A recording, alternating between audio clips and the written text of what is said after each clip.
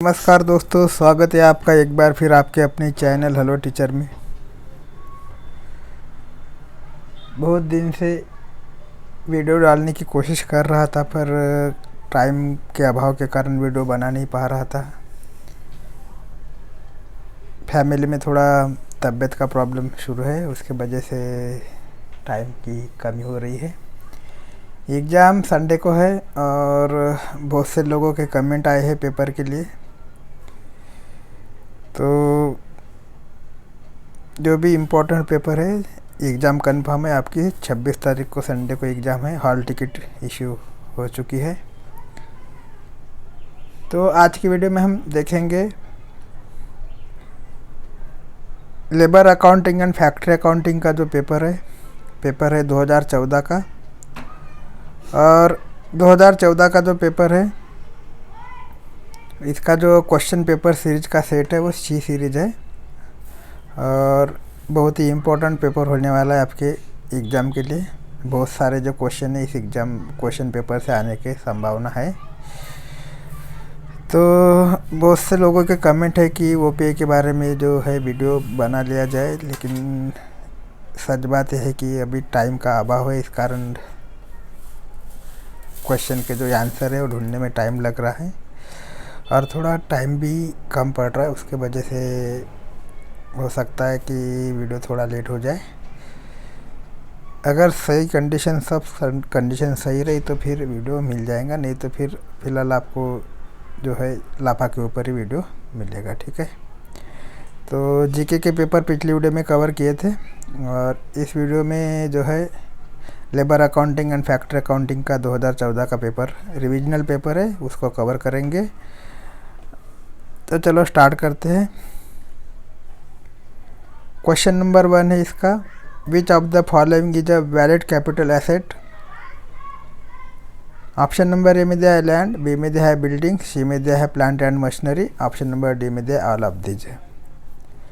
तो question number 1 जो है उसमें पूछा गया निम्नलिखित में से कौन एक वैध पूंजीगत संपत्तियां है। ऑप्शन नंबर ए में दिया है भूमि, बी में दिया है इमारतें, सी में दिया है संयंत्र एवं मशीनरी और डी में दिया है उपरोक्त सभी।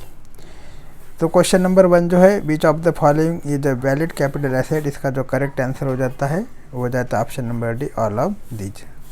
मतलब जो भूमि इमारतें और मशीनरी दी गई है सभी क्या है, वैध पूंजीगत संपत्तियां है, कैपिटल एसेट है।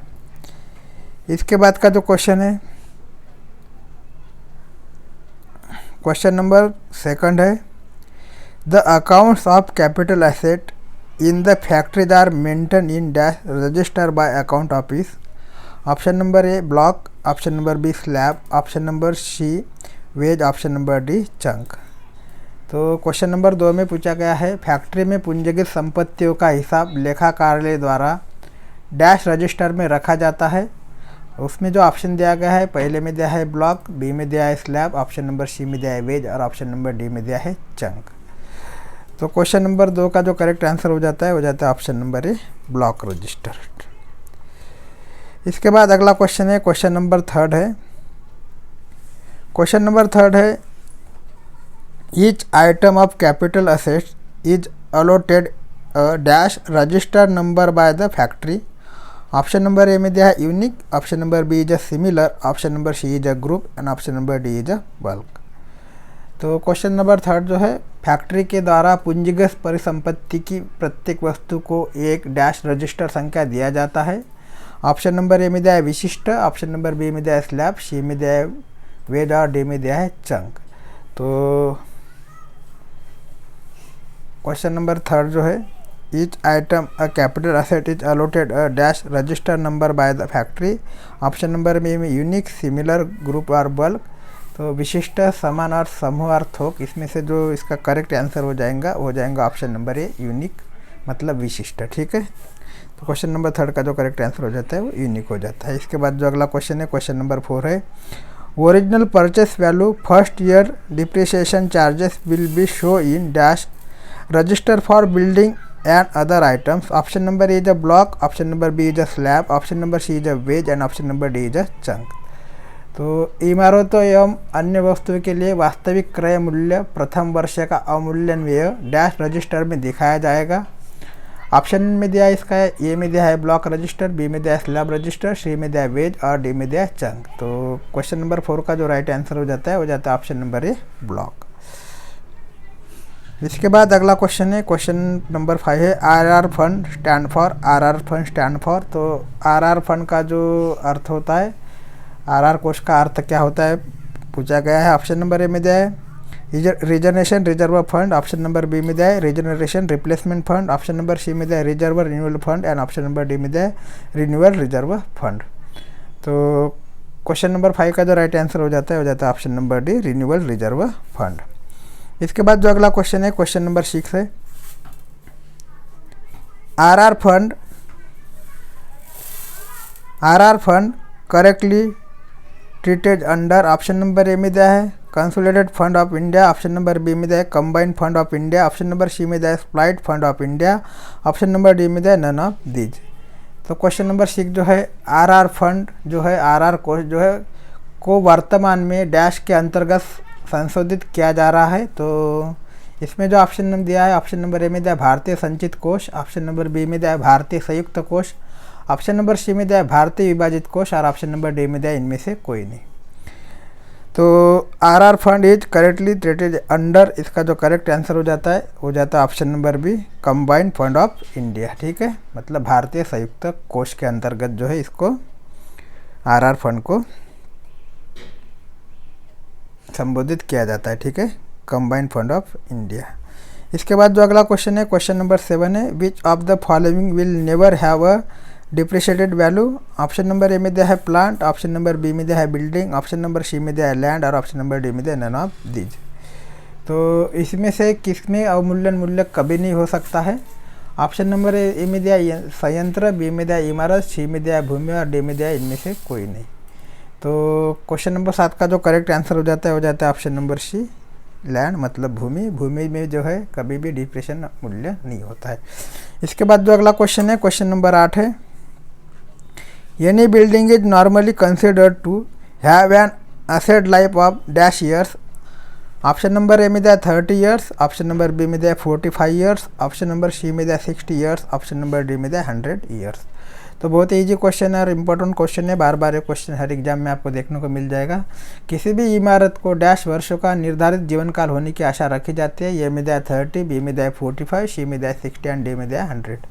तो क्वेश्चन नंबर 8 का जो करेक्ट आंसर हो जाता है ऑप्शन नंबर सी 60 ईयर्स। ठीक है, इसके बाद जो अगला क्वेश्चन है, क्वेश्चन नंबर 9 है air conditioner and refrigerator have an asset dash percentage rate of depreciation। Option number A में दिया 2.5, बी में दिया 5, सी में दिया 7.5 और ऑप्शन नंबर डी में दिया 10। तो डिप्रिशिएशन चार्जेस के ऊपर जो है रेट के ऊपर अपन ने अलग से वीडियो बना के रखा है अपने चैनल में, अगर आपने वो नहीं देखा है तो एक बार आप जाके देख सकते हैं। Air conditioners and refrigeration have an asset dash percentage rate of depreciation. तो क्वेश्चन नंबर 9 में जो पूछा गया है वातानुकूलित मशीन एवं रेफ्रिजरेटर में निर्धारित परसेंटेज अवमूल्यन दर रहती है। ऑप्शन नंबर ए में दिया 2.5, बी में दिया 5, सी में दिया 7.5 एंड डी में दिया 10। तो क्वेश्चन नंबर 9 का जो करेक्ट आंसर हो जाता है ऑप्शन नंबर डी 10। इसके बाद जो अगला क्वेश्चन है, क्वेश्चन नंबर 10 है diesel motor vehicle trucks have an asset percentage rate of depreciation. Option number A में दिया 20, बी में दिया 15, सी में दिया 12 एंड डी में दिया 10। तो डीजल मोटर गाड़ी में निर्धारित जो परसेंटेज अवमूल्यन दर रहती है वो कितनी रहती है। ऑप्शन नंबर ए में दिया 20%, बी में दिया 15%, सी में दिया 12% और डी में दिया 10%। तो क्वेश्चन नंबर 10 का जो राइट आंसर हो जाता है ऑप्शन नंबर ए 20%। इसके बाद जो अगला क्वेश्चन है, क्वेश्चन नंबर 11 है high speed saving machines have as asset dash percentage rate of depreciation. तो ऑप्शन नंबर ए में दिया 2.5, बी में दिया 5, सी में दिया 7.5 एंड डी में दिया 10। तो उच्च गति संपन्न सिलाई मशीन में निर्धारित परसेंटेज अवमूल्यन दर रहती है, कितना परसेंटेज रहती है। ऑप्शन नंबर ए में दिया 2.5, बी में दिया 5, सी में दिया 7.5 एंड डी में दिया 10। तो उच्च गति सिलाई मशीन जो होती है उसमें जो डिप्रेशन दर रहती है वो 10% की रहती है। तो इसका जो करेक्ट आंसर हो जाएगा उच्च गति सिलाई मशीन कौन सा नंबर 11 का हो जाएगा ऑप्शन नंबर डी। इसके बाद जो अगला क्वेश्चन है, क्वेश्चन नंबर 12 है dumpers have an asset dash percentage rate of depreciation. तो डंपर में निर्धारित परसेंटेज अवमूल्यन दर रखने की जो आशा की जाती है वो कितनी की जाती है। ऑप्शन नंबर ए में दिया 20, बी में दिया 15, सी में दिया 12 एंड डी में दिया 10। तो इसका जो करेक्ट आंसर हो जाता है ऑप्शन नंबर ए 20। ठीक है, तो इसके बाद जो अगला क्वेश्चन है, क्वेश्चन नंबर 13 है, machine which are awaiting installation have an asset dash percentage rate of depreciation. Option number A में दिया 0%, बी में दिया 0.01%, सी में दिया 0.5%, ऑप्शन नंबर डी में दिया 1.2%। तो वह मशीनें जो स्थापित होने के इंतज़ार में है, मतलब स्थापित नहीं हुए, उनमें निर्धारित जो परसेंटेज अवमूल्यन दर रखने की आशा की जाती है वो कितना परसेंटेज रखने की जाती है। मतलब जो मशीनें जो अभी तक स्थापित नहीं हुई उनमें कोई अवमूल्यन दर नहीं रखा जाता है। तो इसका जो करेक्ट आंसर हो जाएगा ऑप्शन नंबर ए 0। ठीक है। इसके बाद जो अगला क्वेश्चन है, क्वेश्चन नंबर 14 है, machines install in 2 rooms have an asset dash percentage rate of depreciation. Option number A में दिया 2.5, बी में दिया 5, सी में दिया 7.5 एंड डी में दिया 10। तो क्वेश्चन नंबर जो 14 है, टूल रूम में स्थापित किए गए मशीनरी में जो निर्धारित अवमूल्यन दर रखी जाती है वो कितने % की रखी जाती है। तो उस टूल रूम में जितनी भी मशीन स्थापित होती है उसमें जो अवमूल्यन दर रखा जाता है वो 5% का रखा जाता है। तो 14 का जो राइट आंसर हो जाएगा आपका, हो जाएगा ऑप्शन नंबर बी 5। ठीक है। इसके बाद जो अगला क्वेश्चन है, क्वेश्चन नंबर 15 है, demand and return notes are priced at the dash ledger rate prevailing as on the date of transaction. Option number A में दिया एवरेज, बी में दिया square root of, option number C में दिया square of, option number D में दिया cube root of. तो question number 15 जो है, डिमांड नोट एवं रिटर्न नोट का मूल्य लेन देन के दिन प्रचलित डैश लेजर दर के अनुसार निर्धारण किया जाता है। ऑप्शन नंबर ए में दिया औसत, बी में दिया वर्गमूल्य, सी में दिया वर्ग और डी में दिया घनमूल। तो क्वेश्चन नंबर 15 का जो राइट आंसर हो जाता है ऑप्शन नंबर ए एवरेज। इसके बाद का जो क्वेश्चन है, क्वेश्चन नंबर 16 है, material abstract is prepared by. तो मटेरियल एब्स्ट्रैक्ट जो है किसके द्वारा बनाया जाता है ये पूछा गया है। तो material abstract is prepared by, option number A में दिया प्लानिंग डिपार्टमेंट, बी में दिया एडीपी सेक्शन, सी में दिया LW wing, option number D में दिया है अकाउंट डिपार्टमेंट। तो क्वेश्चन नंबर 16 जो है अमूर्त वस्तु के द्वारा बनाया जाता है। क्वेश्चन नंबर 16 का जो राइट आंसर हो जाता है ऑप्शन नंबर बी, ईडीपी शाखा के द्वारा जो है मटेरियल एब्स्ट्रैक्ट बनाया जाता है। तो इसका जो करेक्ट आंसर हो जाएगा material abstract is paper by EDP section. तो इसमें जो कन्फ्यूजन करने वाली आपको बात आएंगी, किसी में आपको मटेरियल एब्स्ट्रैक्ट के बारे में पूछा गया तो अकाउंट ऑफिस का भी नाम दिया जाएगा। मतलब एक क्वेश्चन में इसका जो आंसर दिया गया ईडीपी सेक्शन दिया गया है, दूसरे क्वेश्चन में इसका जो आंसर दिया जाएगा वो दिया गया है वो अकाउंट डिपार्टमेंट दिया गया है। तो इसमें आपको कन्फ्यूजन होने वाली बात नहीं है। अगर आपके ऑप्शन में ईडीपी सेक्शन और अकाउंट सेक्शन दोनों रहते हैं तो आपको टिक करना है ईडीपी सेक्शन, और आपके अकाउंट में ईडीपी सेक्शन नहीं रहता है अकाउंट सेक्शन रहता है तो आपको टिक करना है अकाउंट डिपार्टमेंट, क्योंकि ईडीपी सेक्शन जो है अकाउंट डिपार्टमेंट का एक भाग होता है और अकाउंट डिपार्टमेंट के अंडर में ही काम करता है ईडीपी सेक्शन। ठीक है। तो material abstract is papered by EDP section account, और अगर ऑप्शन में ईडीपी नहीं रहता है तो आपको अकाउंट सेक्शन मार के आना है। इसके बाद जो अगला क्वेश्चन है, क्वेश्चन नंबर 17 है, the store ledger is posted on basis. Option number A में दिया है डेली, ऑप्शन नंबर बी में दिया है वीकली, सी में दिया है क्वार्टरली, डी में दिया है मंथली। क्वेश्चन नंबर 17 जो है, स्टोर लेजर डैश के आधार पर प्रविष्ट किया जाता है। ऑप्शन नंबर ए में दिया दैनिक आधार पर, बी में दिया साप्ताहिक आधार पर, सी में दिया पाक्षिक आधार पर और डी में दिया मासिक आधार पर। तो क्वेश्चन नंबर 17 का जो राइट आंसर हो जाता है ऑप्शन नंबर ए, डेली बेसिक पे जो है स्टोर लेजर पोस्ट किया जाता है। इसके बाद जो अगला क्वेश्चन है, क्वेश्चन नंबर 18 है, the store ledger is posted by. Option number A में दिया प्लानिंग डिपार्टमेंट, बी में दिया है EDP section, option number C में दिया LW wing, option number D में दिया अकाउंट डिपार्टमेंट। तो क्वेश्चन नंबर जो 18 है, स्टोर लेजर डैश के द्वारा प्रविष्ट किया जाता है। तो किसके द्वारा प्रविष्ट किया जाता है? ऑप्शन नंबर ए में दिया योजना विभाग, बी में दिया ईडीपी शाखा, सी में दिया एलडब्ल्यू खंड और डी में दिया लेखा विभाग। तो क्वेश्चन नंबर 18 का जो राइट आंसर हो जाता है लेखा विभाग। ठीक है। तो स्टोर लेजर जो है किसके द्वारा पोस्ट किया जाता है? वो अकाउंट डिपार्टमेंट के द्वारा पोस्ट किया जाता है। इसका जो करेक्ट आंसर हो जाएगा ऑप्शन नंबर डी हो जाएगा। इसके बाद का जो क्वेश्चन है, क्वेश्चन नंबर 19 है, a price store account is individually made out on a basis. Option number A में दिया डेली बेसिस, बी में दिया वीकली बेसिस, सी में दिया क्वार्टरली बेसिक, डी में दिया मंथली बेसिक। तो एक मूल्य निर्धारित खाता जो होता है के आधार पर स्वतंत्र रूप से बनाया जाता है। तो ऑप्शन नंबर ए में दिया दैनिक, साप्ताहिक और सी में दिया है पाक्षिक और डी में दिया है मासिक। तो एक मूल्य निर्धारित जो खाता होता है इसका जो करेक्ट आंसर हो जाएगा option number D, monthly basic पे इसको बनाया जाता है। इसके बाद जो अगला क्वेश्चन है, क्वेश्चन नंबर 20 है, receipt voucher, issue voucher, demand notes and are example of documents question number 20 जो है receipt voucher, issue voucher, demand notes are example of document. तो रिसिप्ट वाउचर, इश्यू वाउचर और डिमांड नोट्स कौन से documents के example है वो पूछा गया है। ऑप्शन नंबर ए में दिया है प्राइमरी, ऑप्शन नंबर बी में दिया है सेकेंडरी, ऑप्शन नंबर सी में दिया है टेरिटरी, ऑप्शन नंबर डी में दिया है कंपोसाइट। तो क्वेश्चन नंबर 20 जो है प्राप्ति वाउचर, निर्गम वाउचर और डिमांड नोट्स किस प्रलोभन के उदाहरण है। इसका जो करेक्ट आंसर हो जाता है ऑप्शन नंबर ए दैनिक। ठीक है, सॉरी, इसका जो करेक्ट आंसर हो जाता है ऑप्शन नंबर ए प्राइमरी, प्राथमिक प्रलोभों के उदाहरण है। इसके बाद जो क्वेश्चन है क्वेश्चन नंबर 21 है the difference between the totals of damage and return notes should agree with the figure as per. Option number A में दिया material inward report, option number B में दिया है material abstract report, option number C में दिया है material liquidation report, option number D में दिया है none of these. Question number 21 जो है डैश के अनुसार डिमांड एवं रिटर्न नोट के कुल का अंतर को संख्या के अनुकूल होना चाहिए।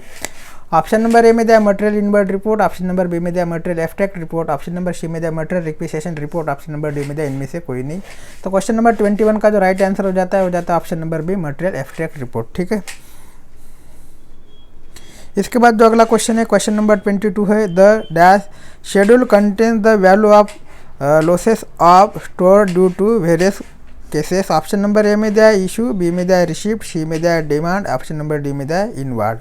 तो क्वेश्चन नंबर 22 जो है डैश अनुसूची में स्टोर के विभिन्न कारणों से हुए क्षति का मूल्य का उल्लेख रहता है। ऑप्शन नंबर ए में दिया निर्गम, बी में दिया रसीद, सी में दिया मांग और डी में दिया आवक। तो क्वेश्चन नंबर 22 का जो राइट आंसर हो जाता है ऑप्शन नंबर ए इशू, मतलब निर्गम जो अनुसूची है उसमें स्टोर के विभिन्न कारणों से हुई क्षति का उल्लेख रहता है। इसके बाद जो अगला क्वेश्चन है क्वेश्चन नंबर 23 है expenditure relation to welfare power and water services are called dash expenses. Option number A में दिया डायरेक्ट एक्सपेंसेस, बी में दिया ओवरहेड, सी में दिया वेलफेयर और ऑप्शन नंबर डी में दिया सप्लीमेंट्री। तो क्वेश्चन नंबर 23 जो है हित, ऊर्जा एवं जल सेवा से संबंधित व्यय जो होता है वो कौन से खर्चे के नाम से जाना जाता है। ऑप्शन नंबर ए में दिया था प्रत्यक्ष, और बी में दिया बंदा खर्चा, सी में दिया कल्याणकारी खर्चा, डी में दिया पूरक खर्चा। तो क्वेश्चन नंबर 23 का जो करेक्ट आंसर हो जाता है ऑप्शन नंबर बी ओवरहेड। ठीक है, तो ओवरहेड के नाम से जो है इस खर्चे को जाना जाता है, कौन से, welfare power and water service and chord. इसके बाद जो अगला क्वेश्चन है क्वेश्चन नंबर 24 है salaries paid to supervisory and administrative personal are put into dash expenses. मतलब जो सुपरवाइजर और एडमिनिस्ट्रेटिव पर्सन को सैलरी दी जाती है कौन से एक्सपेंसेज के अंदर आती है। ऑप्शन नंबर ए में दिया डायरेक्ट, बी में दिया ओवरहेड, सी में दिया वेलफेयर एंड डी में दिया सप्लीमेंट्री। तो क्वेश्चन नंबर 24 जो है पर्यवेक्षक एवं प्रशासकीय कर्मचारी को प्रदान किए जाने वाले वेतन को डैश व्यय के अंतर्गत रखा जाता है। ऑप्शन नंबर ए में दिया प्रत्यक्ष व्यय, बी में दिया बंदा खर्चा, सी में दिया कल्याणकारी व्यय, डी में दिया पूरक व्यय। तो क्वेश्चन नंबर 24 का जो राइट आंसर हो जाता है ऑप्शन नंबर बी बंदा खर्चा के अंतर्गत रखा जाता है। ठीक है, कौन सा ओवरहेड है, ये ओवरहेड तो है लेकिन कौन सा फिक्स ओवरहेड के अंतर्गत आता है। ठीक है, इसके बाद जो अगला क्वेश्चन है क्वेश्चन नंबर 25 है the rate for levy of variable charges are calculated. Option number A is monthly, B is quarterly, C is biannually and option number D is annually. तो क्वेश्चन नंबर 25 जो है परिवर्तित लागत के levy के लिए दर की गणना तौर पर होती है, तो कौन से तौर पर होती है। ऑप्शन नंबर ए में दिया मासिक, बी में दिया पाक्षिक, सी में दिया अर्धवार्षिक और डी में दिया वार्षिक। क्वेश्चन नंबर 25 जो है इसका जो करेक्ट आंसर हो जाता है क्वेश्चन नंबर 25 का हो जाता है option number D annually basic पे। ठीक है, इसके बाद अगला क्वेश्चन है क्वेश्चन नंबर 26 है the amount segregated on account of utilise surplus capacity show as dash in the production accounts of the factory. Option number A में दिया डिडक्शन, बी में दिया एडिशन, सी में दिया अम्पोर्टेशन एंड ऑप्शन नंबर डी में दिया न्यूलिफिकेशन। तो क्वेश्चन नंबर 26 जो है फैक्ट्री के उत्पादन खाते में अप्रयुक्त अतिरिक्त क्षमता के विवरण पर अलग किए गए राशि को डैश के रूप में दर्शाया जाता है। ऑप्शन नंबर ए में दिया वियोजन, बी में दिया संकलन, सी में दिया ऋण परिशोधन, ऑप्शन नंबर डी में दिया निरस्तीकरण। तो क्वेश्चन नंबर 26 का जो राइट आंसर हो जाता है वो हो जाएगा इसमें निरस्तीकरण। ठीक है, तो क्वेश्चन नंबर 26 का जो करेक्ट आंसर हो जाएगा वो निरस्तीकरण हो जाएगा, मतलब न्यूलिफिकेशन हो जाएगा। इसके बाद अगला क्वेश्चन है क्वेश्चन नंबर 27 है the dash section normally levy the overhead charges. तो ओवरहेड चार्जेस को तो कौन सा सेक्शन नॉर्मली लेवी करता है।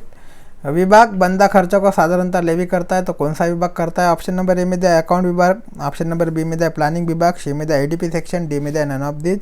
तो क्वेश्चन नंबर 27 का जो राइट आंसर हो जाता है option number C EDP section. तो ईडीपी सेक्शन जो है वो विभाग बंदा खर्चा को साधारणतः लेवी करता है। इसके बाद जो अगला क्वेश्चन है, क्वेश्चन नंबर 28 है, expenditure on account of transfer to technology in bracket TOT encode out riven grant be ट्रेटेज आज ऑप्शन नंबर ए में दिया है, referred revenue option number B में दिया है, deferred revenue option number C में दिया है, preponed revenue option number D में दिया, नन ऑफ दिस। तो क्वेश्चन नंबर 28 जो है, क्वेश्चन नंबर 28 में पूछा गया राजस्व अनुदान के लिए किए गए तकनीकी अंतरण TOT के खाते में व्यय को डैश के रूप में लिया जाता है। ऑप्शन नंबर ए में दिया निर्दिष्ट राजस्व, बी में दिया आस्थगित राजस्व, ऑप्शन नंबर सी में दिया प्रीपोन्ड राजस्व, ऑप्शन नंबर डी में दिया इनमें से कोई नहीं। तो 28 का जो राइट आंसर हो जाता है ऑप्शन नंबर बी, आस्थगित राजस्व मतलब डिफरेंट रेवेन्यू। इसका जो करेक्ट आंसर हो जाता है वो हो जाता है ऑप्शन नंबर बी। इसके बाद जो अगला क्वेश्चन है, क्वेश्चन नंबर 29 है, क्वेश्चन नंबर 29 है, expenditure carried forward to till production is establish in call. Option number A में दिया है elementary expenses, option number B में दिया है primary expenses, option number C में दिया है territory expenses, option number D में दिया है नन ऑफ दीज। तो क्वेश्चन नंबर 29 जो है, उत्पादन स्थापित होने तक व्यय को आगे ले जाने को कहा जाता है। ऑप्शन नंबर ए में दिया है मौलिक व्यय, बी में दिया है प्रारंभिक व्यय, सी में दिया है तीसरे दर्जे का व्यय, डी में दिया है इनमें से कोई नहीं। तो क्वेश्चन नंबर 29 का जो करेक्ट आंसर हो जाएगा दोस्तों, हो जाएगा ऑप्शन नंबर बी, प्रीमिनरी एक्सपेंसेस मतलब प्राइमरी व्यय। इसके बाद जो अगला क्वेश्चन है, क्वेश्चन नंबर 30 है, the cost of the quantity on order is work out from the dash for the item. Option number A estimate, option number B is abstract, option number C is the amortization, option number D is none of this. तो question number जो 30 है, order पर परिणाम का मूल्य को वस्तु के से लगाया जाता है। ऑप्शन नंबर ए में दिया आकलन से, ऑप्शन नंबर बी में दिया अमूर्त से, ऑप्शन नंबर सी में दिया ऋण परिशोधन से, ऑप्शन नंबर डी में दिया इनमें से कोई नहीं। तो क्वेश्चन नंबर 30 का जो करेक्ट आंसर हो जाएगा वो हो जाएगा ऑप्शन नंबर ए, एस्टिमेट से। ठीक है, मतलब एस्टिमेट से लगाया जाएगा। इसके बाद जो अगला क्वेश्चन है, क्वेश्चन नंबर 31 है, when a warrant is completed by a shop material warrant is return to the dash department. Option number A में दिया अकाउंट, ऑप्शन नंबर बी में दिया EDP, ऑप्शन नंबर सी में दिया प्लानिंग, ऑप्शन नंबर डी में दिया है administrative. तो क्वेश्चन नंबर 31 जो है, जब किसी दुकान मतलब शॉप के द्वारा वारंट को पूरा किया जाता है, जब किसी शॉप के द्वारा वारंट को पूरा किया जाता है तो वो जो वारंट है, वस्तु वारंट, किसको लौटा दिया जाता है, कौन सी डिपार्टमेंट को लौटा दिया जाता है, वो पूछा गया है। इसमें जो ऑप्शन दिया है, एक है लेखा मतलब अकाउंट डिपार्टमेंट, दूसरा दिया EDP सेक्शन, तीसरा दिया प्लानिंग डिपार्टमेंट और दूसरा दिया एडमिनिस्ट्रेटिव सेक्शन। तो जब कभी ऑर्डर पूरा होता है तो उसको किसको लौटा दिया जाता है, तो उसको योजना विभाग को लौटा दिया जाता है। तो इसका जो 31 का करेक्ट आंसर हो जाएगा ऑप्शन नंबर सी, योजना विभाग मतलब प्लानिंग डिपार्टमेंट। इसके बाद जो अगला क्वेश्चन है, क्वेश्चन नंबर 32 है, क्वेश्चन नंबर 32 है, in foundry costing a set of foundry statement is prepared. Option number A में दिया है वीकली, बी में दिया है मंथली, सी में दिया है क्वार्टरली और डी में दिया है बाय एनुअली। तो क्वेश्चन नंबर 33 जो है, ढलाई खाने का जो फॉर्म नंबर 2 होता है,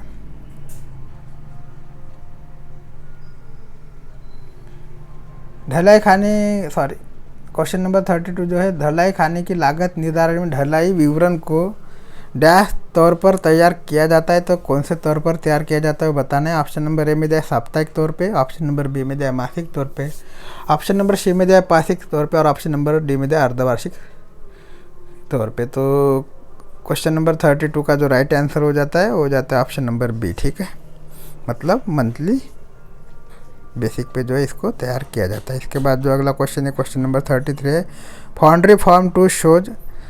ऑप्शन नंबर ए में the direct labour charges include, option number B में द quantities ऑफ इग्नोस प्रोडक्ट्स, ऑप्शन नंबर सी में द डिस्ट्रीब्यूशन ऑफ द इग्नोस product to various work order, option number D में none of this. तो question number 33 जो है, ढलाई खाने के फॉर्म 2 में का उल्लेख रहता है। ऑप्शन नंबर ए में खर्च किए गए प्रत्यक्ष मजदूरी का, ऑप्शन नंबर बी में दिया उत्पादित सील की संख्या का, ऑप्शन नंबर सी में दिया विभिन्न कार्य ऑर्डर के उत्पादित सील की संख्या का, वितरण का और ऑप्शन नंबर डी में दिया इनमें से कोई नहीं। तो ढलाई खाने का जो फॉर्म नंबर 2 होता है दोस्तों, उसमें जो उल्लेख रहता है उसमें किसका उल्लेख रहता है, तो इसका जो करेक्ट आंसर हो जाएगा option number A, the direct labour charges input का। ठीक है, इसके बाद जो अगला क्वेश्चन है, क्वेश्चन नंबर 34 है, फाउंड्री फॉर्म 3 शोज।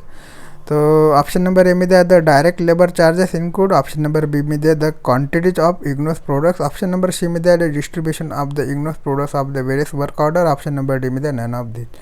तो ढलाई खाने का जो फॉर्म नंबर 3 रहता है इसमें वो क्या दर्शाता है? ऑप्शन नंबर ए में दिया खर्च की गई प्रत्यक्ष मजदूरी, जो कि फॉर्म नंबर 2 दर्शाता है।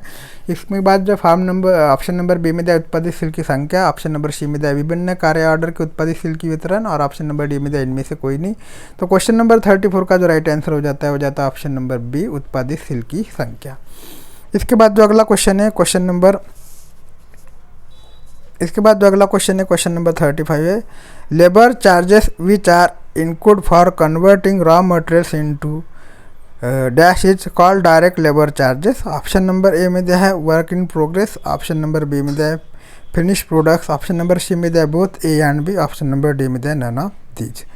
तो क्वेश्चन नंबर 35 जो है कच्चे माल को में परिवर्तित करने के लिए व्यय किया गया मजदूरी को प्रत्यक्ष मजदूरी कहा जाता है। इसमें से ऑप्शन नंबर ए में दिया कार्य प्रगति पर, बी में दिया है तैयार उत्पाद, सी में दिया ए एवं बी दोनों, डी में दिया इनमें से कोई नहीं। तो कच्चे माल को जो तैयार उत्पाद में परिवर्तित करने के लिए व्यय किया गया है उसको ही प्रत्यक्ष मजदूरी किया बोला जाता है। तो क्वेश्चन नंबर 35 का जो राइट आंसर हो जाता है option number B finish products. इसके बाद जो अगला क्वेश्चन है क्वेश्चन नंबर 36 है। क्वेश्चन नंबर 36 है are part of overhead expenses, option number A में दिया direct labour charges, option number B में दिया indirect labour charges, option number C में दिया both A and B, option number D में दिया none of this. Question number 36 जो है are part of overhead expenses मतलब ओवरहेड का जो पार्ट है कौन सा है वो पूछाया गया है। ऑप्शन नंबर ए में दिया डायरेक्ट लेबर चार्जेस मतलब जो प्रत्यक्ष मजदूरी है वो है, ऑप्शन नंबर बी में दिया इनडायरेक्ट लेबर चार्जेस परोक्ष मजदूरी, ऑप्शन नंबर बी में दिया दोनों ए और बी, और ऑप्शन नंबर डी में दिया नन ऑफ दी। तो इसका जो करेक्ट आंसर हो जाता है क्वेश्चन नंबर 36 का हो जाता है option number B. Option number B मतलब परोक्ष मजदूरी, ठीक है, मतलब जो इनडायरेक्ट लेबर चार्जेस है वो हो जाता है। इसका करेक्ट आंसर हो जाएगा इनडायरेक्ट लेबर चार्जेस। इसके बाद जो अगला क्वेश्चन है क्वेश्चन नंबर 37 है। क्वेश्चन नंबर 37 है generally in any ordnance factory late comers are admitted up to dash minutes. तो ये भी इम्पोर्टेंट क्वेश्चन है, बार बार एग्जाम में पूछा जाता है। किसी भी आयत निर्माणी में साधारणतः देर से आने वाले को कितने मिनट से देर से आने की अनुमति दी जा सकती है। ऑप्शन नंबर ए में दिया है 15 मिनट, ऑप्शन नंबर बी में दिया है 30 मिनट, ऑप्शन नंबर सी में दिया है 45 मिनट, ऑप्शन नंबर डी में दिया है 60 मिनट। तो जनरली जो है 60 मिनट तक देरी से आने की परमिशन दी जा सकती है आयुध निर्माणी में, ठीक है। इसके बाद अगला क्वेश्चन है क्वेश्चन नंबर 38 है when a workers is granted short leave is allowed. Option number A में दिया short memo, option number B में दिया leave pass, option number C में दिया leave memo, option number D में दिया none of this. Question number 38 जो है जब किसी श्रमिक को अल्पकालीन छुट्टी दी जाती है तो उसको किस बात की अनुमति दी जाती है वो पूछा गया है। ऑप्शन नंबर ए में जो दिया है उसको शॉर्ट मेमो दिया जाता है, ऑप्शन नंबर बी में दिया लीव पास दिया जाता है, ऑप्शन नंबर सी में दिया लीव मेमो दिया जाता है, ऑप्शन नंबर डी में दिया नन ऑफ दिस। तो क्वेश्चन नंबर 38 है जब किसी श्रमिक को अल्पकालीन छुट्टी दी जाती है तो उसको लीव पास की सुविधा दी जाती है। तो इसका जो करेक्ट आंसर हो जाता है ऑप्शन नंबर बी लीव पास। इसके बाद जो अगला क्वेश्चन है क्वेश्चन नंबर 39 है when workers are employed on overtime dash sign by authorise officer are use issue. Option number A में दिया ओवर टाइम पास, बी में दिया है overtime memo, option number C में दिया short memo, option number D में दिया short पास। मतलब इसमें जो पूछा गया है कि अगर किसी वर्कर को ओवर टाइम पर नियुक्त किया जाता है तो उसको निम्न में से जो है जब किसी वो श्रमिक को ओवर टाइम पर नियुक्त किया जाता है तो उसको निम्न में से क्या दिया जाएगा। ऑप्शन नंबर ए में दिया overtime pass, overtime memo, C में दिया शॉर्ट मेमो और डी में दिया शॉर्ट पास। तो किसी श्रमिक को अगर ओवर टाइम में नियुक्त किया जाता है तो उसको क्या ओवर टाइम मेमो दिया जाता है। इसका करेक्ट आंसर हो जाएगा option number B overtime memo. इसके बाद जो अगला क्वेश्चन है क्वेश्चन नंबर 40 है dash notify grant of leave with और विदाउट पे। वेतन सहित या वेतन रहित जो छुट्टी होती है उसकी मंजूरी किस में सूचित की जाती है। तो ऑप्शन नंबर ए में दिया लीव पास में, ऑप्शन नंबर बी में दिया लीव मेमो में, ऑप्शन नंबर सी में दिया लीव ऑर्डर में, ऑप्शन नंबर डी में दिया नन ऑफ दिस। तो वेतन सहित या वेतन रहित अगर छुट्टी मिलती है तो उसको लीव ऑर्डर में घोषित किया जाता है। तो क्वेश्चन नंबर 40 का जो राइट आंसर हो जाएगा option number C leave order. इसके बाद जो अगला क्वेश्चन है क्वेश्चन नंबर 41 है क्वेश्चन नंबर 41 है the daily attendance of which workers is mark by the gate office with reference to all of the following except. Option number A is the ticket remove, option number B is the ticket not remove, option number C is the ticket dispose in the letter attendant box, option number D is none of these. तो question number 41 जो है प्रत्येक कर्मचारी का दैनिक उपस्थिति gate office के निम्नलिखित में से एक के अतिरिक्त सभी के द्वारा चिन्हित किया जाता है. जिसके द्वारा नहीं किया जाता वो बताना है. ऑप्शन नंबर ए में दिया टिकट हटाकर, बी में दिया टिकट हटाए बिना, सी में दिया देर से उपस्थिति बक्से में टिकट डालकर और डी में दिया इनमें से कोई नहीं. तो 41 का जो राइट आंसर हो जाएगा ऑप्शन नंबर सी, देर से उपस्थित बक्से में टिकट डालकर. ठीक है, तो इसका जो करेक्ट आंसर हो जाता है वो हो जाता है ऑप्शन नंबर सी, देर से उपस्थित बक्से में टिकट डालकर.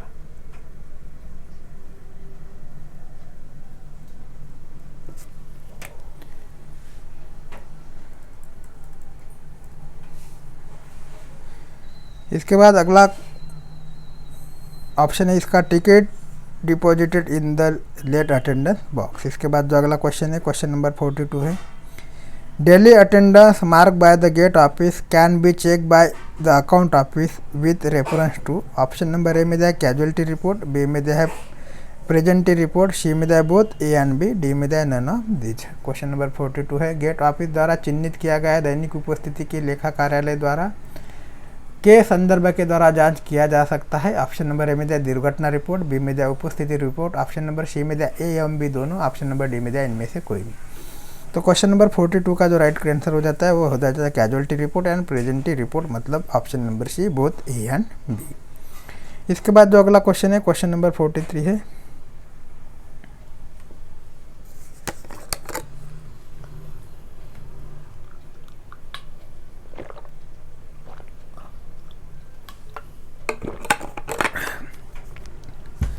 इसके बाद जो क्वेश्चन है क्वेश्चन नंबर 43 है each industrial employee is appointed on a dash rate of pay in progressive scale. Option number A में दिया है वीकली, बी में दिया है फोर्टनाइट, ऑप्शन नंबर सी में दिया है monthly and option number D में दिया है क्वार्टरली. तो क्वेश्चन नंबर 43 जो है प्रत्येक औद्योगिक कर्मचारी को एक क्रमिक मापक में वेतन के लिए दर पर नियुक्त किया जाता है. तो वो दर कौन सा है. ऑप्शन नंबर ए में दिया साप्ताहिक, ऑप्शन नंबर बी में दिया पाक्षिक, ऑप्शन नंबर सी में दिया है मासिक और ऑप्शन नंबर डी में दिया है त्रैमासिक. तो 43 का जो राइट आंसर हो जाता है ऑप्शन नंबर सी मंथली. ठीक है, इसके बाद अगला क्वेश्चन है क्वेश्चन नंबर 44 है which of the following is a valid method of remuneration of industrial workers. Option number A में दिया है payment of the basics of attendance, option number B में दिया है payment by piece work rate, option number C में दिया है both A and B, option number D में दिया है none of this. Question number 44 जो है निम्नलिखित में से कौन सी पद्धति औद्योगिक कर्मचारी की परिश्रमी की वैध पद्धति है. ऑप्शन नंबर ए में दिया है उपस्थिति के आधार पर परिश्रमी की, ऑप्शन नंबर बी में दिया है किसी कार्य विशेष के आधार पर परिश्रमी की, मतलब जिसे अपन पीस रेट सिस्टम बोलते हैं, ऑप्शन नंबर सी में दिया ए एम बी दोनों, ऑप्शन नंबर डी में दिया इनमें से कोई नहीं. तो 44 का जो राइट आंसर हो जाता है वो हो जाता है payment on the basic of attendance and payment by piece work rate, option number C इसका करेक्ट हो जाएगा बोथ ए एंड बी. इसके बाद जो अगला क्वेश्चन है क्वेश्चन नंबर 45 है which of the following is a valid reference for any industrial worker. निम्नलिखित में से कौन सा विकल्प किसी औद्योगिक कर्मचारी के लिए एक वैध मेल होता है. ऑप्शन नंबर ए में दिया दैनिक श्रमिक, बी में दिया है रात का श्रमिक, सी में दिया शांति कर्मी, डी में दिया इनमें से कोई नहीं. तो which of the following is a valid reference for any industrial worker, इसका जो 45 का करेक्ट आंसर हो जाएगा option number A day worker. इसके बाद अगला क्वेश्चन है क्वेश्चन नंबर 46 है in wage computation for payment on the basis of attendance deduction for absence for part of day are made at dash the of days pay for each hours absence. Option number A में दिया 1/5, option number B में दिया 1/6, option number C में दिया 1/7, option number D में दिया 1/8. Question number 46 जो पूछ रहा है उपस्थिति के आधार पर वेतन के लिए वेतन संगणना दिन के एक अंश में अनुपस्थिति के लिए घटाव प्रत्येक घंटे अनुपस्थिति के लिए प्रत्येक दिन की परिश्रमी का डैश व अंश के आधार पर किया जाता है। ऑप्शन नंबर ए में दिया है 1/5, ऑप्शन नंबर बी में दिया है 1/6, ऑप्शन नंबर सी में दिया है 1/7, ऑप्शन नंबर डी में दिया है 1/8। तो क्वेश्चन नंबर 46 का जो राइट आंसर हो जाता है ऑप्शन नंबर डी 1/8। ठीक है, तो 46 का जो राइट आंसर हो जाएगा ऑप्शन नंबर डी हो जाएगा। इसके बाद जो अगला क्वेश्चन है क्वेश्चन नंबर 47 है, the basic wages is calculated for each month on the basis of actual attendance for the month according to the following formula. Option number following formula जो दिया है P/N - S + H into number of day present, here S represented the number of dash in the month। Option number A में दिया है Sundays, option number B में दिया है Saturdays, option number C में दिया है both A and B, option number D में दिया है none of this. Question number 47 जो है उसमें पूछा गया प्रत्येक महीने का एक मूल वेतन महीने का वास्तविक उपस्थिति के आधार पर निम्नलिखित फार्मूले के आधार पर किया जाता है। जो फार्मूला दिया है उन्होंने P/N - S + H इंटू उपस्थित होने वाली दिनों की संख्या। तो यहाँ पे जो यस दिया है वो यस किसको रिप्रेजेंट करता है वो अपने को बताना है। ऑप्शन नंबर ए में दिया है रविवार, बी में दिया है शनिवार, सी में दिया है ए एवं बी दोनों, डी में दिया है इनमें से कोई नहीं। तो इसमें जो यस रिप्रेजेंट करता है उसको करता है संडे को। ठीक है, तो इसका करेक्ट आंसर हो जाएगा ऑप्शन नंबर ए संडे। इसके बाद जो अगला क्वेश्चन है क्वेश्चन नंबर 48 है, a number of peace workers constitute.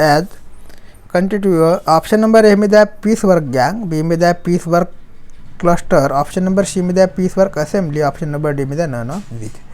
Question number 48 जो दिया है, यह कंशकर्मी मिलकर एक डैश बनाता है। ऑप्शन नंबर ए में दिया खंड कार्य संघ बनाता है, बी में दिया खंड कार्य समूह, ऑप्शन नंबर सी में दिया खंड कार्य असेंबली, ऑप्शन नंबर डी में दिया इनमें से कोई नहीं। तो यह जो अंशकर्मी रहता है नंबर ऑफ पीस वर्कर को क्या बनाता है वो बनाता है पीस वर्क गैंग। इसका जो करेक्ट आंसर हो जाएगा 48 का हो जाएगा option number A piece work gang. इसके बाद जो अगला क्वेश्चन है क्वेश्चन नंबर 49 है, खंड कार्य का मुनाफा प्रतिशतता को के आधार पर गणना किया जाता है। क्वेश्चन नंबर जो 49 है, piece work profit percentage is work out on the basis of, option number A में दिया input hours oblique output hours -1 × 100, option number B में दिया output hours oblique input hours -2 × 100, option number C में दिया input hours oblique output hours -2 × 100, option number D में दिया output hours oblique input hours -1 × 100। Question number 41 में जो पूछा गया है कि पीस वर्क प्रॉफिट जो रहता है इसका जो मुनाफा निकालते हैं वो कौन से आधार पर निकालते हैं, इसका सूत्र क्या है। तो इसका जो करेक्ट आंसर हो जाता है 49 का वो हो जाता है option number D output hours, मतलब आउटपुट समय डिवाइडेड बाय इनपुट समय -1 × 100। ठीक है, output hours oblique input hours -1 × 100, मतलब 49 का जो राइट आंसर हो जाएगा ऑप्शन नंबर डी। इसके बाद जो अगला क्वेश्चन है क्वेश्चन नंबर 50 है, national time wages is the basis of earning of. तो नेशनल टाइम वेजेस जो है किसके कमाई का आधार है ये पूछा गया है। तो ऑप्शन नंबर ए में दिया day worker, option number B में दिया नाइट वर्कर, सी में दिया पीस वर्कर और डी में दिया नन ऑफ दिस।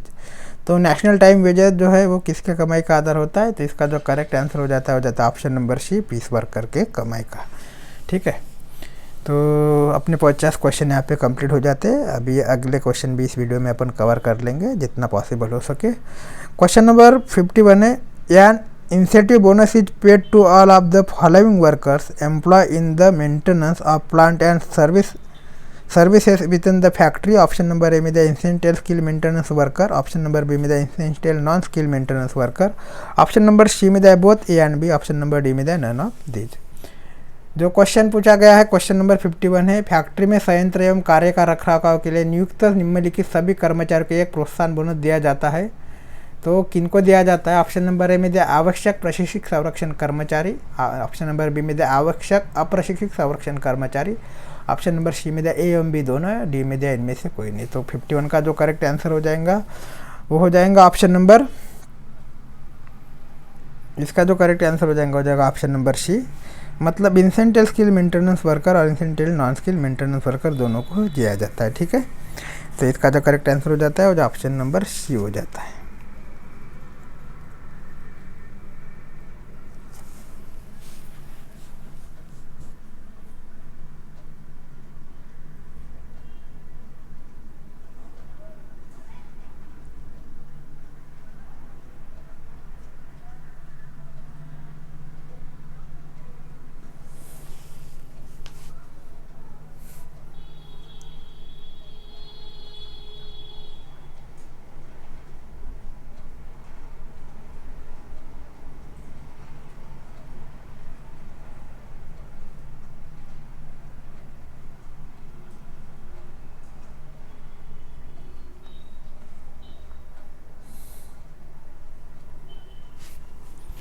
इसके बाद जो अगला क्वेश्चन है क्वेश्चन नंबर 52 है, normal hours of work for industrial employee dash hours of Saturday, hours on Saturday. Option number A is 8, B is 4, option number C is 4/2, option number D is 4/3.4.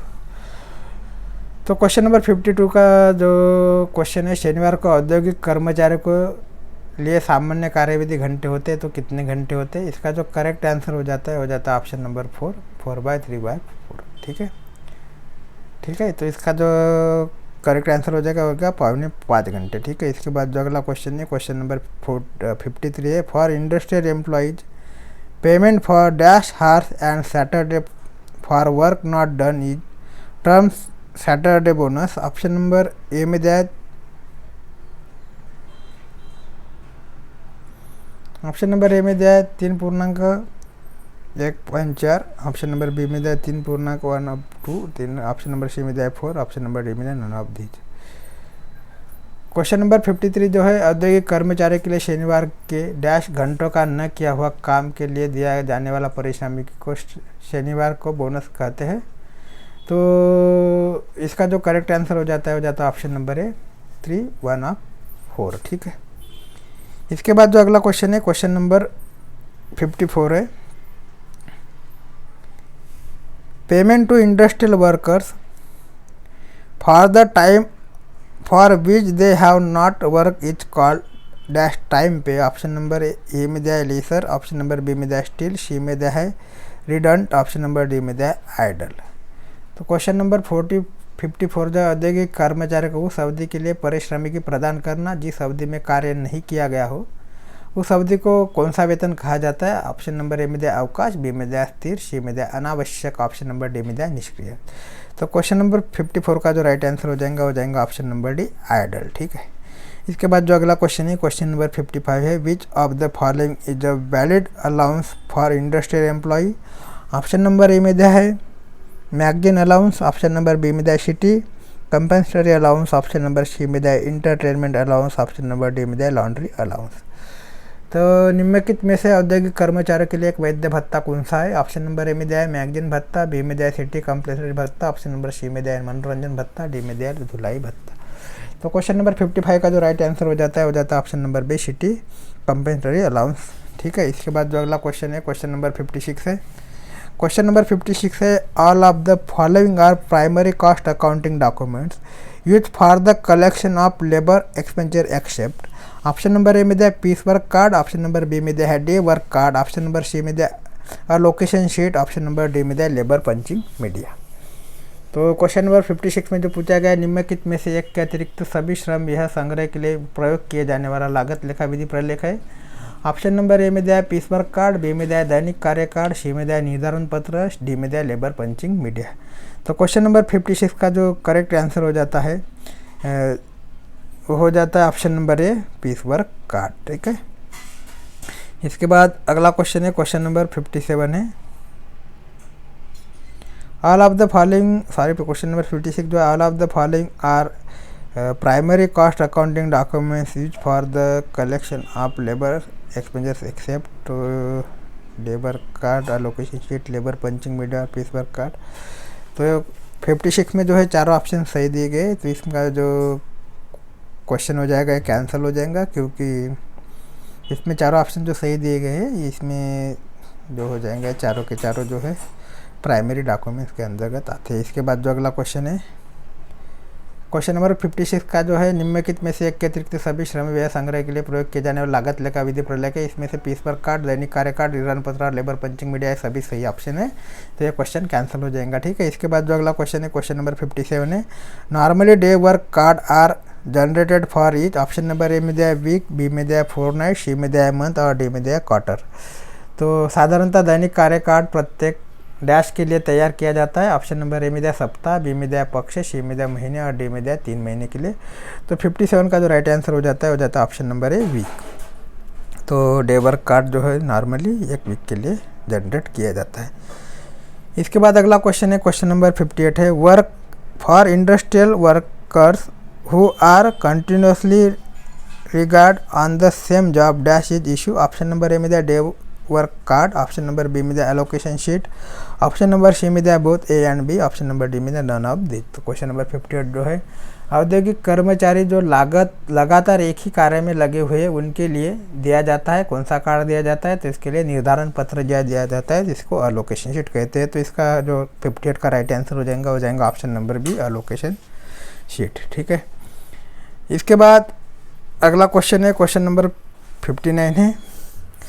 मैं option पे mark नहीं कर पा रहा हूँ, थोड़ा technical issue होने के कारण से जो है प्रॉब्लम आया है, तो मैं जो आपको बता रहा हूँ उसको मार्क करके रख दीजिए, टेक्निकल इश्यू के कारण मार्क नहीं हो पा रहा है। ठीक है, इसके बाद जो अगला क्वेश्चन है, क्वेश्चन नंबर 58 है। For industrial workers who are 58 हो गया है। इसके बाद जो क्वेश्चन है, क्वेश्चन नंबर 59 है। For booking payments petting for to levy pay, holiday pay, overtime bonus, dearness and other allowance the account office prepare, option number A मध्ये आहे डे वर्क कार्ड, बी मध्ये आहे allocation sheet, सी मध्ये आहे labour punching media, D मध्ये all of these. Question number 59 जो है, अवकाश कमाई, छुट्टी पर कमाई, ओवर टाइम बोनस, महंगाई एवं अन्य भत्ते के संबंध में वेतन के बुकिंग के लिए लेखा कार्यालय को तैयार करना पड़ता है। ऑप्शन नंबर ए मध्ये आहे दैनिक कार्य कार्ड, ऑप्शन नंबर बी मध्ये आहे निर्धारण पत्र, सी मध्ये आहे लेबर पंचिंग मीडिया, डी मध्ये आहे उपरोक्त सभी। तो उसको जो अवकाश कमाई, छुट्टी पर वेतन के लिए जो सब है, इसके लिए जो लेखा कार्यालय को तैयार करना पड़ता है वो लेबर पंचिंग मीडिया तैयार करना पड़ता है। तो 59 का जो राइट आंसर हो जाएगा option number C labour punching media.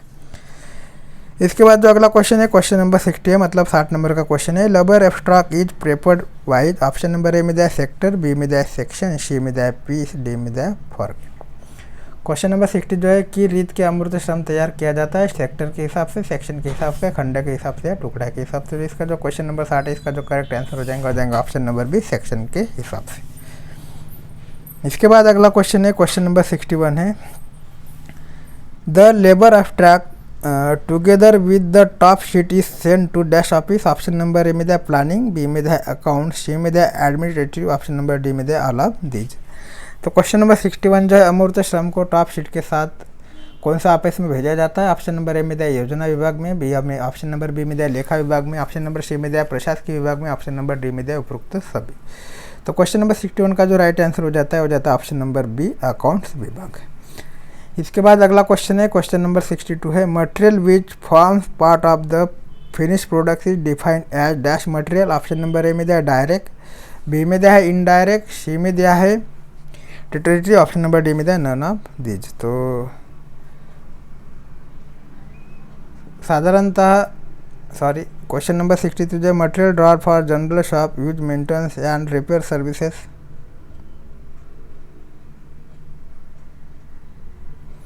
Question number 62 है। Material which for part of the finish product is defined as dash material, option number A में दिया डायरेक्ट, बी में दिया इनडायरेक्ट, सी में दिया टेरिटरी, ऑप्शन नंबर डी में none of these.